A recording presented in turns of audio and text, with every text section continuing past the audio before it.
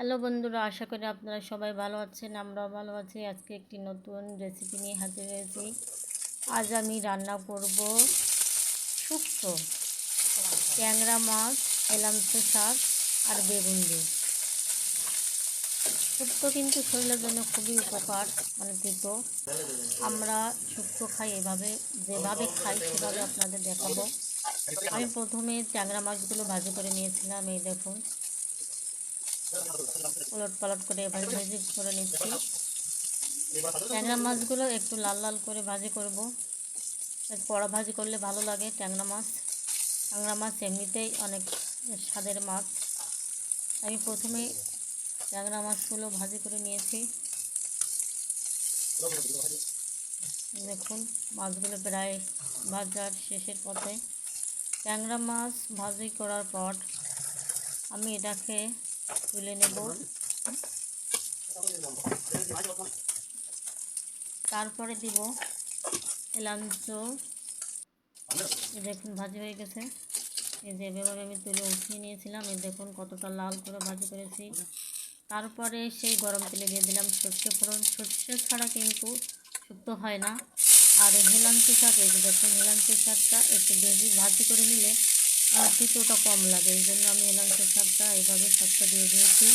এবার আলতো করে এইভাবে নাড়াচাড়া করে ভাজি করে নেব। দেখুন, এভাবে শাকগুলো আমি নাড়াচাড়া করে একটু ভাজি করে নিয়ে নিয়েছি। তারপরে দিয়ে দিচ্ছি বেগুনটাকেও আমি কষিয়ে নেব লবণ হলুদ দিয়ে। এখানে কিন্তু আমরা পেঁয়াজ রসুন ব্যবহার করব না, কারণ শুক্তোতে পেঁয়াজ রসুন ভালো লাগে না বা আমরা খাই না। তার জন্য এই যে দেখুন, বেগুন আর হেলাঞ্চিটা ভালো করে একটু কষিয়ে নিচ্ছি, যাতে স্বাদটা একটু ভালো হয়। আর এমনিতে এভাবেই কষে রান্না করতে হয়। তারপরে দিলাম মাছ, ট্যাংরা মাছগুলো দিলাম, সামনে একটু সরষের তেল দিলাম।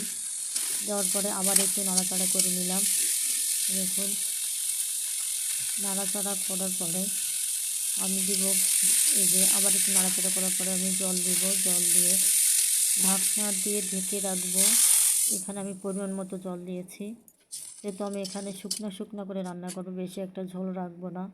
ঢাকনাটা দিয়ে দিয়েছিলাম যেটা, এবার ঢাকনাটা আমি এই যে ঢাকনা দিয়ে দিলাম। এবার ঢাকনা খুলে দেখুন, রান্নাটা প্রায় শেষের দিকে। এই যে শুক্তোয় দেখুন, বেগুন কিন্তু সেদ্ধ হয়ে গেছে, গলে গেছে, শাকটাও সব একসঙ্গে মিশে গেছে।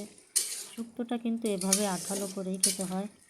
এই যে দেখুন, রান্নাটা প্রায় শেষের দিকে। আরেকটা কথা, সেটা হচ্ছে রান্নাটা আমার কমপ্লিট হবে তখনই আমি বুঝবো, যখন এই দেখুন গুড়িটা কাটে, এই গুড়ি যখন ফেটে যাবে তখন আমি বুঝতে পারবো আমার তরকারির জালটা ঠিক আছে। দেখুন, গুড়ি করছে, দেখতেও অনেকটা সুন্দর হয়েছিল। জানি না কেন ভিডিওতে এমন কালার দেখাচ্ছে। খেতেও অনেক মজা হয়েছিল। শুক্তো খাওয়া কিন্তু অনেক উপকার, তিতো খাওয়া বিশেষ করে। তিতো খেলে কিন্তু আপনার অনেক সমস্যার সমাধান হয়ে যাবে।